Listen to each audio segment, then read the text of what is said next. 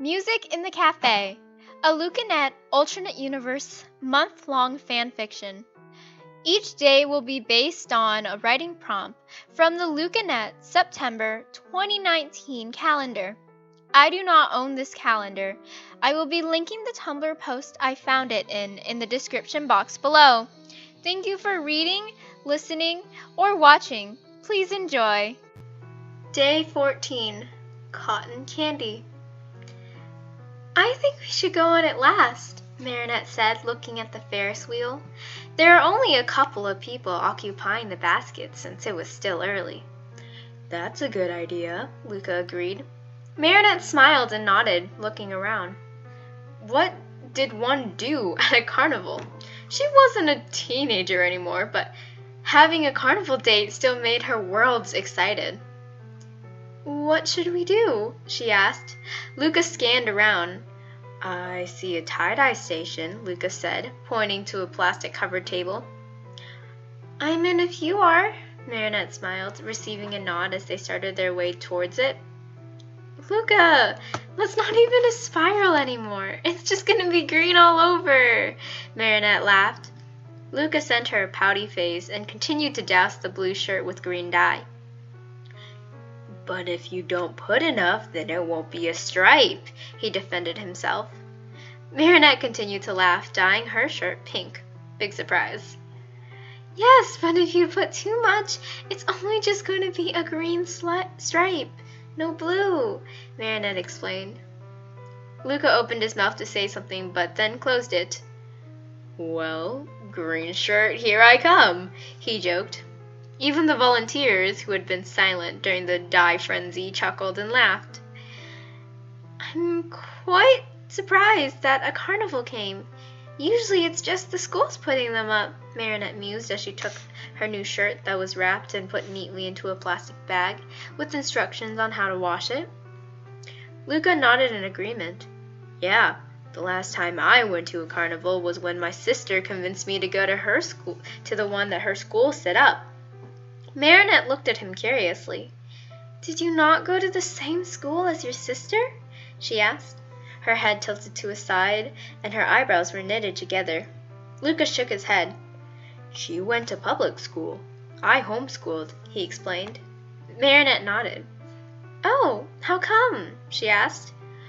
I'm not really a big fan of restrictions and rules, so since high school is basically just rules and restrictions, I had a bad freshman year. My mom let me homeschool the rest, he said.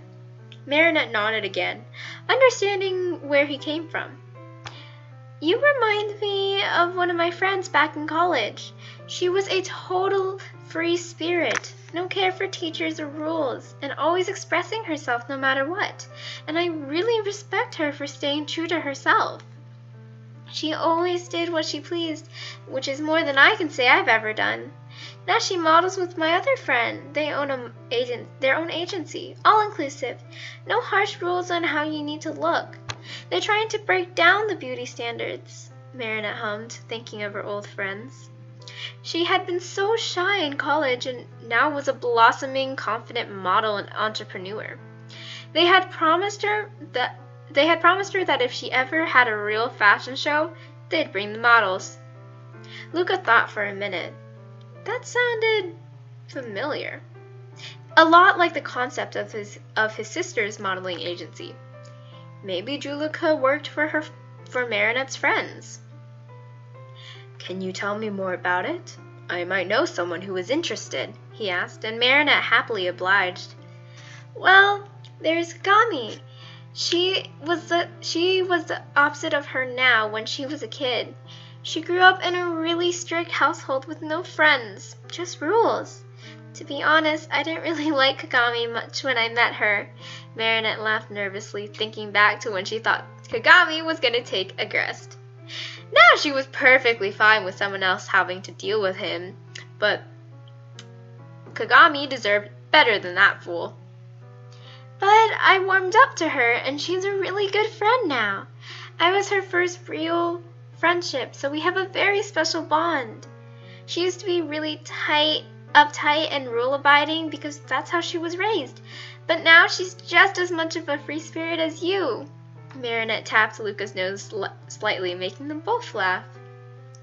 Kagami is such a changed person now, and sometimes I can barely recognize her, Marinette hummed happily. And then there's her partner.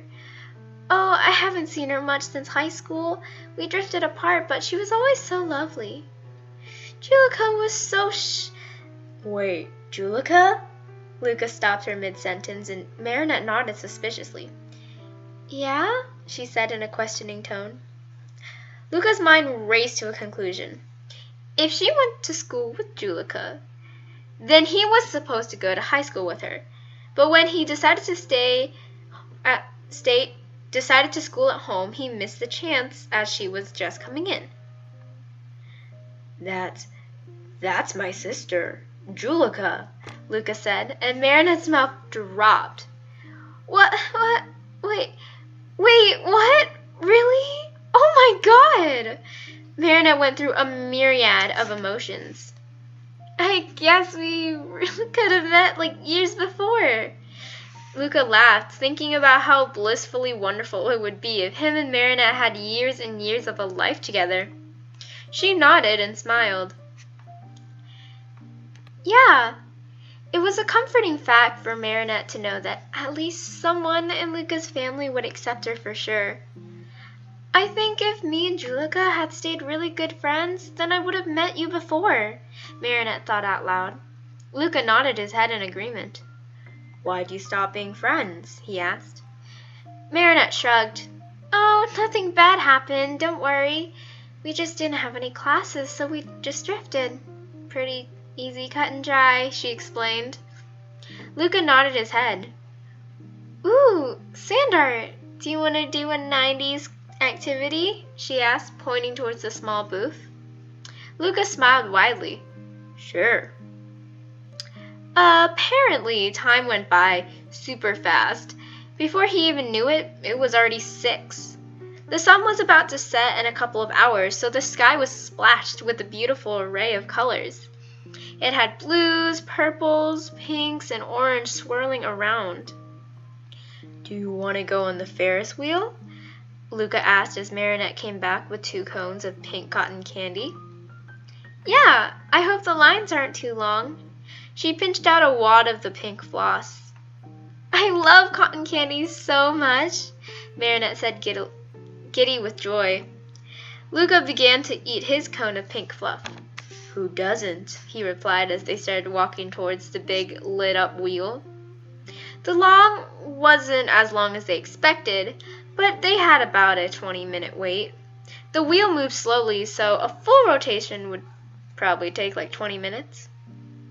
The worker led Luca and Marinette into a basket, keeping them steady so they wouldn't fall, though Luca was more worried about Marinette falling. She was a clumsy one. Sitting down, she sighed. I thought my overly clumsy days were long past me, she said. Luca laughed and brushed a hand through his hair. I think it's cute, he said, feeling his smile widen as she blushed. Wow, the sky, it's beautiful, Marinette breathed, looking at the basket as it began to raise higher and higher. It is, Luca agreed. But he wasn't looking at the splashes of colors. No, he was looking at her. Her hair was fluttering around the ponytail The ponytail had loosened throughout the hours, and eventually she took it down, allowing her black tresses to fall around her shoulders. Her eyes were bright with excitement and wonder, and her audible breeze of astonishment brought a smile to Luca's face. Marinette was so beautiful. The way she smiled, the way she talked, the way her nose scrunched up when she didn't understand what was happening around her. The way she bit her lip unconsciously when she was thinking hard, it was all breathtaking and captivating. Luca had never seen her so relaxed. The small but telling smile on her face looked freer than any other smile that had graced her features. She didn't seem to be thinking about much more than the colors in the sky. It was blue and purple and orange all swirled and mixed around, blended in the most perfect way. Luca wished he could just take a picture and capture the perfection and keep it forever. But perhaps even the most high-quality camera couldn't encompass everything. The backdrop of colors blended together with the most beautiful girl he had ever seen, smiling breathlessly, taking it in and feeling alive. An aura of peace came from her, a contentness of life that Luca had never picked up on her from. "It is the most beautiful sight I have ever seen," Luca said lowly, pulling an arm around Marinette, making her sink into him. She never took her eyes off the canvas, so she didn't notice Luca's eyes watching her in awe. He brought his fingers up and grazed it along her chin to bring it to his face. "Nothing can compare," he continued. Marinette's face flushed and she breathed softly. Luca brought his face closer to hers, lifting it, guiding her chin until their lips met in a tender kiss. It was soft and gentle, not too eager, but just perfect. Breaking apart, their foreheads were still touching. Luca opened his eyes and admired her as her eyes remained closed. She tasted sweet as the cotton candy they had before, and when Marinette opened her eyes, her face melted into a smile. Neither of them said a word. They didn't need to. No words could explain how perfect it was. They held each other close and looked at the sky again. And breathless. They were both breathless.